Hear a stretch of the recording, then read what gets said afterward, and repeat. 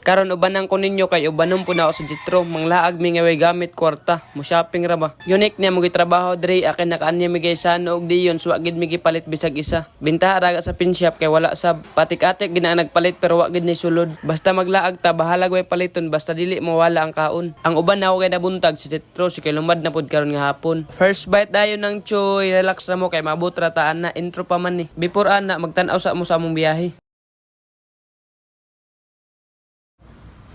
Ako si Im, ang batang nangandoy nga di mapurdoy. Rada bay, wa lagi pero natay rada karon. Karon pakitaan tamon sa kagaya sa mundo ng mga tao. Adsir ana magtubel sa gidta para di ta maubsan. Kay useless gid atong kagaya sa mundo ng mga tao ug ang motor na ang mabaslan. So kay pila ra may istorya kay naa naman ta sa bayugan. Amo na lang ang parkingan kay nanaog naman dahil mi Jitro so amo gibaktas-baktasan. Samtang nag-vlog ko mga bay ako sang tubagon ang sige pangutan ng anong di makauban si Japit ug si Kakang. Wala may nag-away na nila samtang busy lang gid sila maong di sila makauban. Si Japit sab usahay matimingan niya nga muli siya sa ilang barangay sa barangay Bakingking. Ug makalaag mo sa ilang barangay si Japit lay pangitaah kay mao man tag-iya draa. Malibog lang kana nila kay na Japit Senior na Japit Junior. Pero ang tinuod nga kapitan si Japit Senior bakiskisan. Sukod-sukod pud ani si Jitro malaan na nun tagkawatan. Okay rag paliton na igo ra man sukdon. Na diri pud tatapi kay Kakang di pud siya makaubang kay di siya ganahan nga mabilin si Japit Junior bakiskisan. Kay kwadro magini upat pag mulakaw ang isa lakaw ginatanan. Kay pag nay mabilin gani, mabilin lang pud ang duwa kay para patas pud ba. Ang duwa ana mulakaw so ang duwa pud ana mabilin kay mosabot na pud na sila. Kay mas malain man gid og mabilin ra ang isa. Pero kayo man naman tag shopping nga way kwarta, uli na din ta ana pero amo sa nanggapitan ang Sheriff model 2025. Grabe siya kaangas nga model mo nang wa gid mi katulog darin Jitro pagkagabi eh. Wa tay mahimo ana jet kay usara man ta ka pobre. Kay tingkaon naman so ani tag speaking kay gamay ra man tag kwarta dili ta pwede sa Jollibee.